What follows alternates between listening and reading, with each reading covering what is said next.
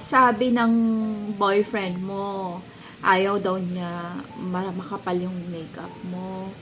So, eto yung sasabihin mo, girl, kasi gusto mo ng makeup, 'di ba? So, eto girl yung gawin mo. So, kung gusto mo wala kang makeup, bigyan mo, humingi ka ng pang skincare, pang treatment sa face mo, 'di ba? Kung gusto niya yung ganon. And then, pwede rin naman na ikaw pa rin yung masusunod kasi ikaw yan, 'di ba? Bago ka pa niya nakilala, meron ka ng makeup on makeup. And then, meron din talagang mga reason na mga taong ayaw ka mag-makeup kasi natatakot sila na baka makahanap ka ng iba. Kasi sabihin naman natin, gusto talaga natin is maayos yung face, 'di ba? Maayos yung hair. Alam mo yon, may makeup. Kasi ano girl, 'di ba pag walang makeup natutulog ka lang naman, 'di ba? So kailangan dapat maayos yung face. 'Di ba? Kailangan dapat presentable pag lalabas ka. Kasi kung ano yung itsura mo, yun yung treat nila sa'yo. Eh, pero kung wala kang makeup, parang ano ka, parang katulong or something na parang wala mo lang ka-effort sa face. So, parang ano, ganyan ka nila ititreat.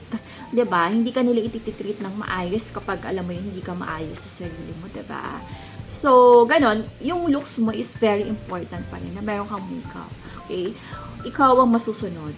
Kung anong gusto mong gawin sa buhay mo, gawin mo, okay?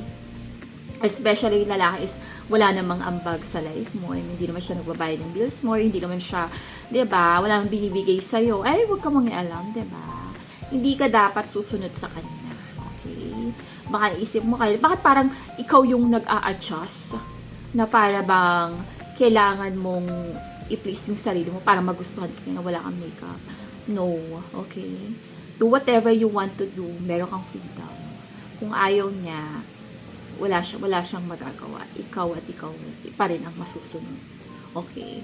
Or, pwede rin mo naman din gawin, sige, kung siya nagbabayad ng bill, sige, leles ko makeup ko. Pero, pag hindi mo siya kasama, mag-makeup ka. Diba?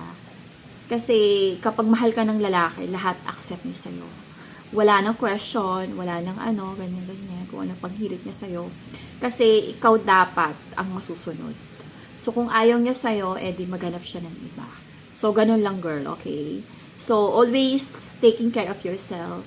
So, hindi ka dapat nakikinig sa kanya. Okay? So, kung ano yung magpapasaya sa'yo, kung ano yung hilig mo, ano yung happiness mo, do it. Okay?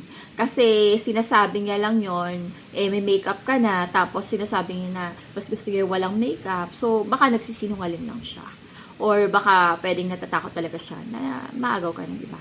'Di ba? So, kung hindi mo naman siya boyfriend, or ano pa lang siya, parang na-attract lang na kinakausap ka, wag mo nang pansinin. Yung opinion niya, it doesn't matter. Wala kang pakialam sa kanya. I mean, 'di ba? Kasi paano yung iba? Paano yung tamang right guy na magmamahal sa'yo, lahat ibibigay sa'yo, gusto may makeup ka? 'Di ba? So, kanya-kanya taste ng mga lalaki, girl. So, always, choose na parang, okay, kung gusto niya ako, kung ayaw. So, ganun lang, girls, ang laging intindihin mo. Again, lalaki lang yan, additional lang yan sa life mo. So, do whatever you want to do in your life. And always be happy, okay? And then, parang lalabas ka walang makeup, parang, ano ba? Wala ka bang pambili ng makeup? Or, hindi ka ba maganda pag may makeup? Hindi ko mag-gets. Kasi parang sinasabi nila, mas maganda yung natural, ganon. Pero, wala kang pakialam, okay? This is parang passion yan to enhance your beauty. And every time naman nakikita mo yung mga tao, sobrang gaganda pag may makeup, diba? So, yun, yung iba kasi mga girls is tamad din. Tamad din sila mag-makeup, tamad mag-ayos. And then, may mga ibang tao naman na hindi maganda kapag naka-makeup. So, kung saan ka confident, kung makakapag-confidence sa'yo, do it, girl. Okay? So, that's your life. Do whatever you want. Gawin mo kung anong gusto mong gawin sa buhay. Okay? Dahil ikaw at ikaw lang ang makakatulong sa life mo. Magpapasaya ng sarili mo. Ikaw at ikaw lang din. Wala nang iba. Okay? So, do it, girls. So, yun lang, girls. So, wear makeup. Syempre, diba? So, ayun lang, girls. So, thank you for watching. Bye.